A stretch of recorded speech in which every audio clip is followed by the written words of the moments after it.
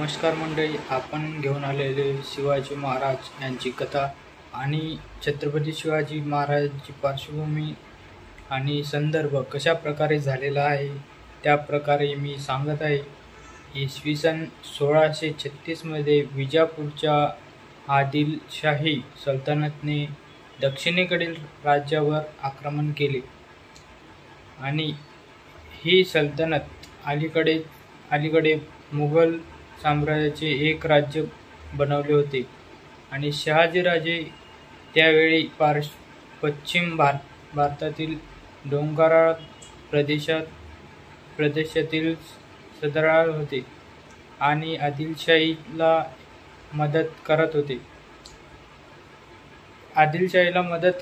आणि शहाजीराजे हे जिंकलेल्या प्रदेशातील जहागीराच्या बक्षिसाच्या संधी शोधत होते, ज्याच्यावर ते वार्षिक कर वसूल करू शकत होते. आणि शहाजीराजे हे मुघलांचे बंडखोर सरदार होते. शहाजीराजांनी विजापूर सरकारच्या पाठिंब्याने मुघलांविरुद्ध केलेल्या मोहिमा सुधारणेपणे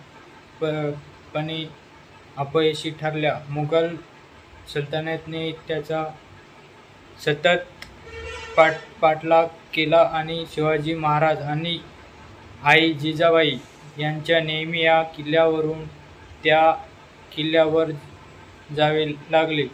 1636 मध्ये शहाजीराजे विजापूरच्या सेवेत रुजू झाले आणि त्यांच्या पुण्यातील जहागिरी दिली. शहाजीराजांनी पुढे तुकाबाईशी आपला दुसरा विवाह केला. लहान शिवाजीराजांना घेऊन जिजाबाई पुण्याला राहायला आल्या.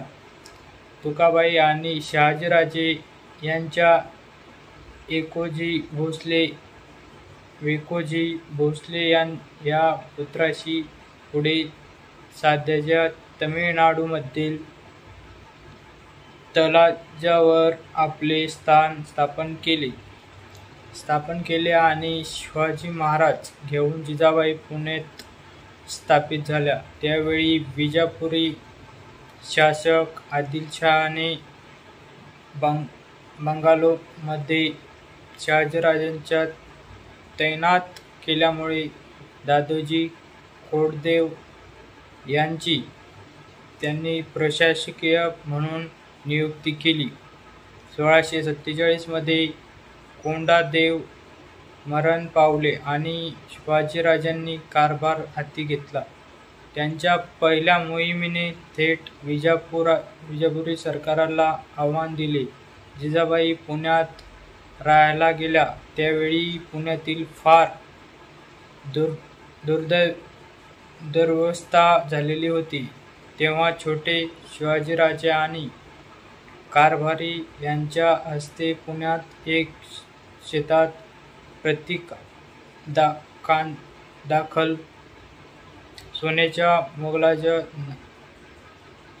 मोलाच्या नगर फिरून जिजाबाईंनी पुण्याची पुनर्स्थापना करायला सुरुवात केली.